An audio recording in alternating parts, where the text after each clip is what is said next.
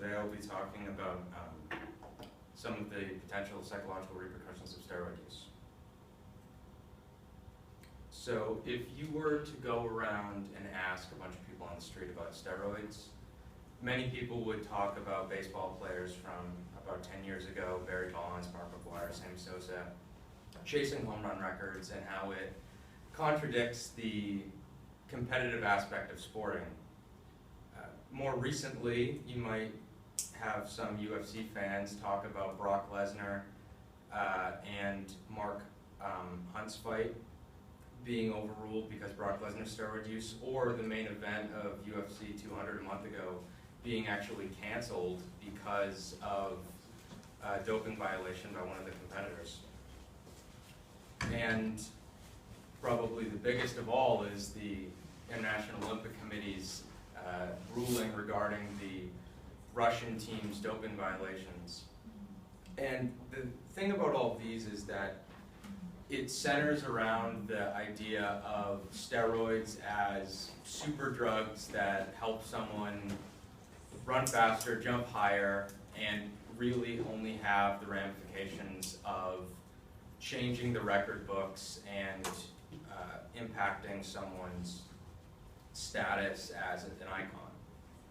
But the fact of the matter is that anabolic-androgenic steroids, which from here on I'll just call steroids for simplicity's sake, are versions of the male sex hormone testosterone that, as I said, increase lean muscle mass and help muscle recovery, helps you train more, helps you improve your sport. And there's prescription and non-prescription uses. This talk will focus on the non-prescription uses. So an example of a prescription use would be someone with HIV-related wasting syndrome that might need to gain weight. And non-prescription use would be someone like a bodybuilder or a pro athlete. And the point of this talk is to convey some of the negative aspects that aren't talked about in the media, such as psychological problems and other physical problems. And however someone's using steroids, they tend to cycle them intermittently. So they'll take them for about a month or so, come off for a similar amount of time to help prevent building up tolerance. And an interesting note about Brock Lesnar and John Jones, the two UFC fighters, is both of them tested positive for clomiphene, which is something that blocks estrogen receptors.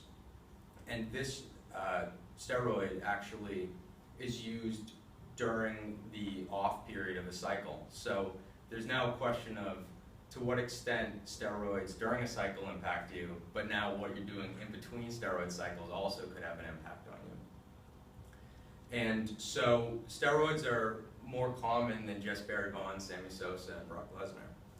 15 to 30% of male exercise in the United States have taken steroids, and they have a very high dependence rate, higher than cocaine actually. And they carry a very large fine or potential prison sentence for a first offense. So it's a big problem that's going on, not just in America, but worldwide actually.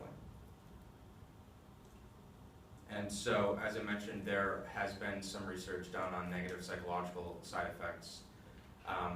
Some examples are mania, delusions of grandeur, anger problems, and some antisocial traits. But the scope and permanence of the psychological effects has been often debated and seems to be idiosyncratic. So some studies will show very profound effects for some users, other studies won't show very many effects. And so our main interest stems from the antisocial traits that have been reported by a few studies. Largely, antisocial personality disorder tends to overlap with psychopathy, and psychopathy is a bit further extreme.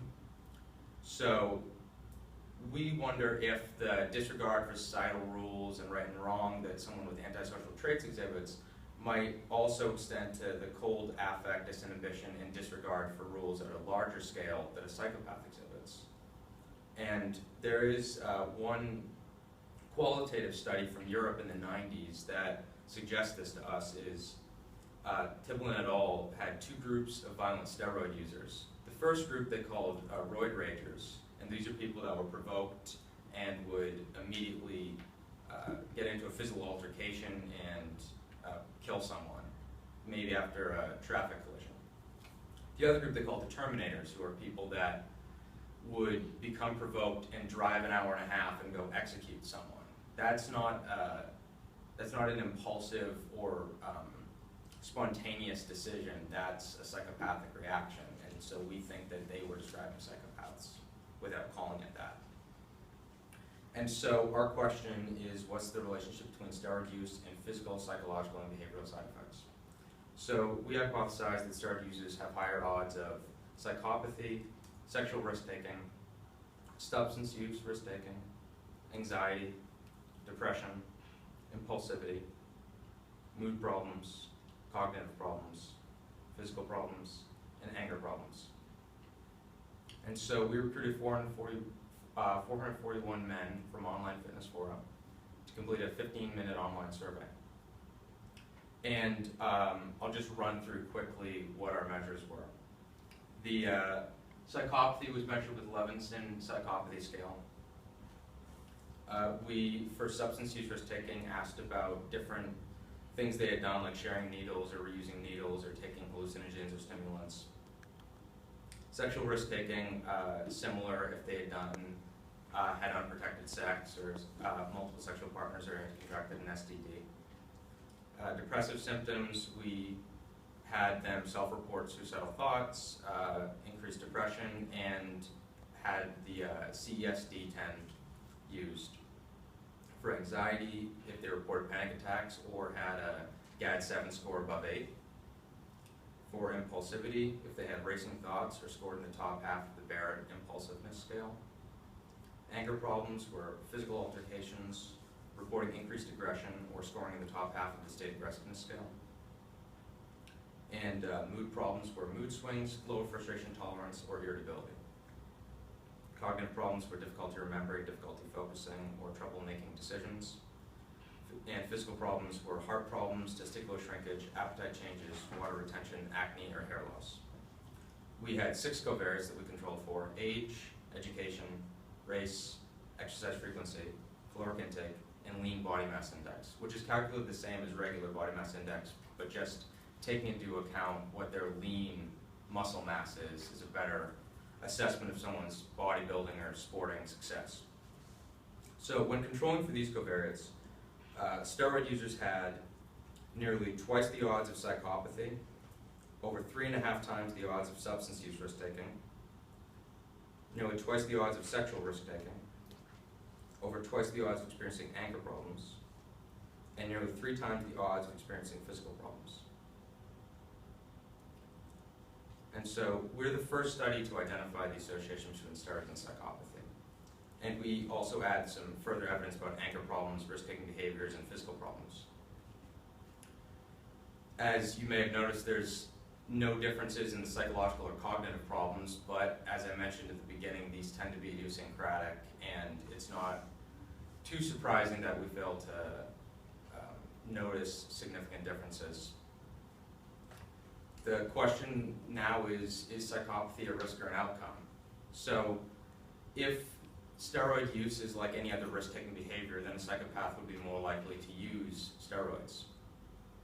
There's also potential social components to it. So if psychopathic individuals are more likely to use steroids, then people at gyms that might have some more psychopathic traits might be brought in by psychopathic individuals and offered steroids, and then you might have a little bit of a situation where people are exhibiting and conforming to their surroundings and seeking out people that are more similar to them to offer into their community.